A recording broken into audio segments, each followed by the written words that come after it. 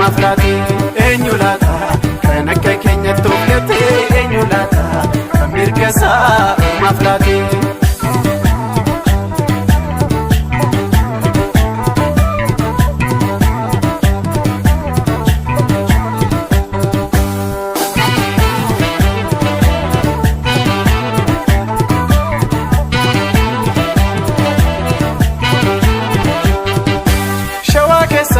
Kan nuti hin saamamne kamilata kan nurraa hin fuudhamne utuu jirru jiraan hin jirre taane lafa keenya haala gaadhaan haalamne maqaa keenya haala gaadhaan haalamne afaan keenya haala gaadhaan haalamne biyya keenya haala gaadhaan haalamne mirga keenya haala gaadhaan haalamne haala gaadhaan haalamne haala gaadhaan haalamne.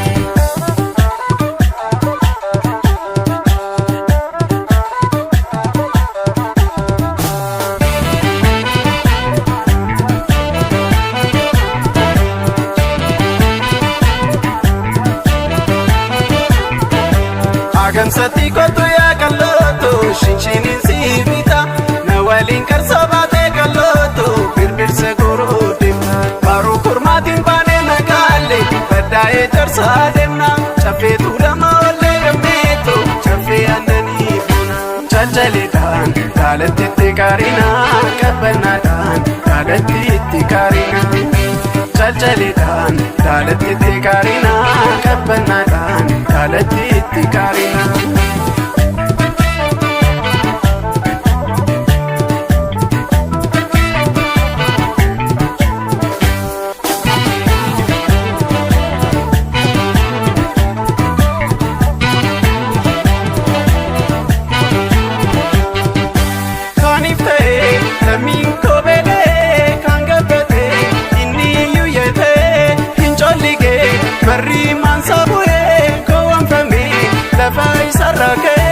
Akan kone lafa isa saamame kan dubbatis jedhaan xaxame abbaan garaa si jooda mo'ame kan falmate jedhaan kolafame.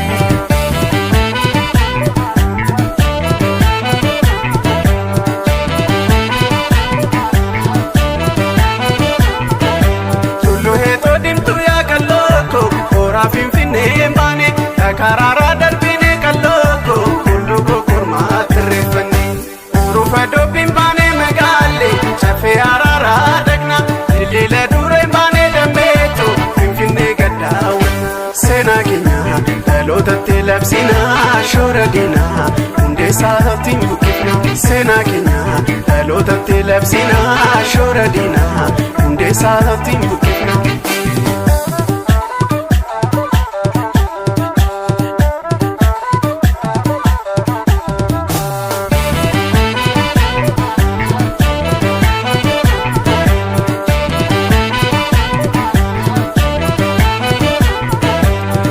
Lebedaso ya kaloto kakafuni rakasa dildela dureen baane kaloto kulboti si deebisa yaa'ii gullalee kotu magaale bakka seenaa yaadatu boolee biyya bulbulaa dammeetu sila qamadii sassaabatu hanga biraa maqaan keenya baduusaa otuun durii lamii biyyaa saaxiluusa hanga biraa maqaan keenya baduusaa.